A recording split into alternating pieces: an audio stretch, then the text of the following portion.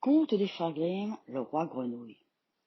À l'époque lointaine où les fées jetaient des bons et des mauvais sorts, vivait un roi qui avait plusieurs filles, toutes fort belles, mais la plus jeune était encore plus jolie que les autres, et le soleil lui-même s'émerveillait de sa beauté chaque fois qu'il la caressait de ses rayons.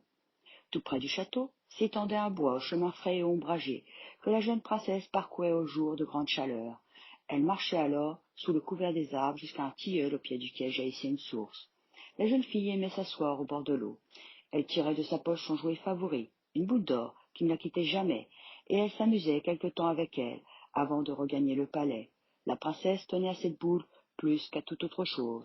Un jour, le jouet d'or, lancé trop fort, roula jusqu'à la source et tomba dans un puits profond que l'eau avait creusé en cet endroit, si profond qu'on en pouvait voir le fond. La princesse suivit des yeux sa boule d'or et la vit disparaître au milieu des herbes. Alors elle fondit en larmes. Elle pleura tant et tant que rien ne semblait devoir la consoler. Qu'as-tu donc à pleurer ainsi, princesse lui dit soudain une petite voix. Tu verses tellement de larmes que tu attendrirais une pierre. La jeune fille chercha des yeux qui lui parlaient, mais elle ne vit qu'une grenouille qui sortait la tête de l'eau. Ah, c'est toi, bête des eaux. Je pleure parce que ma boule d'or m'a échappé des mains et qu'elle est tombée au fond du puits. Sèche tes larmes, lui répondit la grenouille. Je peux te venir en aide, mais que me donneras-tu si je te la rapporte? Tout ce que tu voudras, mon chat grenouillot, mes belles robes brodées, mes perles, mes bracelets, et même la couronne d'or que je porte sur la tête. Je n'ai que faire de tes robes brodées, de tes perles, de tes bracelets, et même de ta couronne d'or. Épouse-moi. Ce que je veux, c'est devenir ton petit compagnon, ton camarade de jeu. Je partagerai tes repas, je mangerai dans ton assiette et je boirai dans ton gobelet. Et la nuit, je dormirai près de toi, dans ton lit. Si tu me promets de m'accorder tout cela, je plonge à la recherche de ta boule d'or. Oui, oui, s'écria la princesse, je te promets tout ce que tu veux si tu me rapportes ma boule d'or. Je ne risque pas grand-chose, se disait-elle. Une grenouille ne peut vivre qu'au milieu de ses semblables au bord de l'eau. La grenouille, fidèle à sa promesse, avait nagé jusqu'au fond du puits, saisi la boule dans sa gueule et gagné la rive. Elle sautilla vers la princesse et déposa le jouet aux pieds de la jeune fille. Toute heureuse de retrouver sa boule d'or, la princesse la ramassa, se leva et partit en courant. Attends-moi, cria la grenouille, emporte-moi, je ne peux pas courir aussi vite que toi. Mais la pauvre grenouille coassait en vain. La jeune fille était déjà loin, et elle ne pensait plus à la petite bête qui dut regagner tristement la source. Le lendemain soir, tandis que toute la compagnie était à table au palais, et que la princesse goûtait au mets délicat qui emplissait son assiette de vermeil, quelque chose grimpa péniblement l'escalier de marbre avec un bruit étrange. Est-ce quelque chose frappa à la porte de la salle à manger en disant « Princesse, jeune princesse, ouvre-moi !» La princesse s'élança vers la porte et l'ouvrit. Quel ne fut pas son étonnement reconnaissant la grenouille de la source. La jeune fille referma précipitamment la porte et regagna sa place en tremblant de tous ses membres. Le roi s'aperçut de son trouble et lui demanda « Que t'arrive-t-il, mon enfant? Un géant est-il derrière la porte? Vient-il te chercher ?» Oh non, répondit la princesse, ce n'est pas un géant, ce n'est qu'une affreuse grenouille. Mais que te veut donc cette bête? Hélas, mon père, s'écria la princesse en éclatant en sanglots. Hier, en jouant près de la source, j'ai perdu ma boule d'or qui a roulé dans l'eau. Comme je pleurais, une grenouille m'a proposé de me la rapporter, à condition de devenir mon époux. J'ai accepté parce que je ne pensais pas que cela fût possible, et la grenouille m'a rendu ma boule d'or et maintenant elle est là à la porte qui demande à entrer. À ce moment-là, on entendit de nouveau la grenouille frapper et appeler. Princesse, jeune princesse, ouvre-moi. Et la grenouille ajouta cette fois, as-tu oublié ce que tu m'as promis hier près de la source fraîche? Princesse, jeune princesse, ouvre-moi. Si tu as promis, tu dois tenir ta promesse, ma fille, dit le roi. Ouvre-lui. La princesse dut obéir, et la grenouille entra en sautillant dans la grande salle à manger. Elle avança jusqu'à la chaise de la jeune fille. Prends-moi, dit alors la grenouille, et pose-moi à côté de toi sur ta chaise.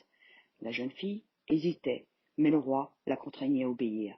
Lorsque la grenouille fut sur la chaise, elle voulut monter sur la table, et lorsqu'elle fut sur la table, elle voulut que la princesse approchât d'elle son assiette de vermeil et partageât son repas avec elle. La princesse, dégoûtée, obéit de mauvaise grâce, et tandis que la grenouille mangeait d'excellent appétit, la jeune fille parvenait difficilement à avaler quelque nourriture. Je n'ai plus faim, dit la grenouille au bout d'un moment. Je suis fatiguée. Emporte-moi dans ta chambre et mets-moi dans ton lit, afin que nous puissions y dormir ensemble. La jeune fille du roi se mit à pleurer. Elle n'osait toucher cette bête visqueuse, dont la simple vue lui soulevait le cœur et dont le contact lui répugnait. L'idée de partager sa couche avec elle la pénétrait de dégoût. Ce que voyant le roi entra dans une grande colère. Tu ne dois pas mépriser celui qui a été bien aise de trouver quand tu étais dans la peine, dit-il. Obéis. La princesse dut surmonter sa répugnance et prendre la grenouille dans sa main. Elle la saisit entre le pouce et l'index et l'emporta ainsi. Arrivée dans sa chambre, elle la jeta dans un coin et se coucha. Mais alors, la grenouille s'approcha du lit en sautillant et dit « Je suis fatiguée, moi aussi, princesse. Je veux me coucher. Fais-moi place, sinon je me plaindrai au roi ton père. » La princesse, courroucée, saisit la grenouille et la lança de toutes ses forces contre le mur en criant avec fureur « Te voilà satisfaite à présent, sale bête !» À peine la grenouille eut-elle heurté le mur qu'un beau prince apparut. Il regarda la princesse avec des yeux remplis de tendresse, et la jeune fille comprit qu'il était celui que son père lui avait choisi pour époux. Le prince lui conta comment une méchante fée l'avait ensorcelé de telle sorte que seule une jeune fille du roi pouvait le délivrer en acceptant de l'épouser sous sa forme de grenouille. Le lendemain, le prince décida d'emmener sa jeune épouse dans son royaume. Il dit adieu au père de la princesse. Un carrosse arriva alors, tiré par 8 chevaux blancs harnachés d'or et empanachés de plumes d'autruche blanche. Debout, à l'arrière du carrosse, se tenait Henri, le fidèle serviteur du prince. Lorsque son maître avait été changé en grenouille, le brave Henri en avait été si fortement affligé que son cœur, gonflé de douleur, avait failli éclater. On avait dû l'entourer de 3 cercles de fer afin de prévenir un tel malheur. Le carrosse s'ébranla et partit vers le royaume du jeune prince. Au bout de quelques heures de voyage, un craquement violent se fit entendre. « Oh là !» s'écria le prince. « Henri, le carrosse se brise !»« Non, mon maître, répondit le fidèle serviteur, le carrosse ne se brise pas, c'est mon cœur qui est gonflé du bonheur de vous revoir, au point qu'un de mes cercles de fer vient de se rompre. » Un peu plus loin, on entendit un autre craquement, puis un autre encore. C'étaient les 2 derniers cercles de fer autour du cœur du fidèle Henri qui venaient de se briser à leur tour. Le bon serviteur débordait de joie d'avoir retrouvé son jeune maître délivré du charme qui le tenait prisonnier. Ce qu'il advint ensuite, je m'en souviens plus, et ma grand-mère, qui m'a raconté cette histoire, l'a oubliée elle aussi. Mais sans doute le prince et la princesse vécurent-ils heureux dans leur royaume, entourés de leurs enfants. Aux petits, moyens, grands kids et aux adultes, merci de m'avoir écouté, et on se retrouve bientôt pour de nouvelles aventures.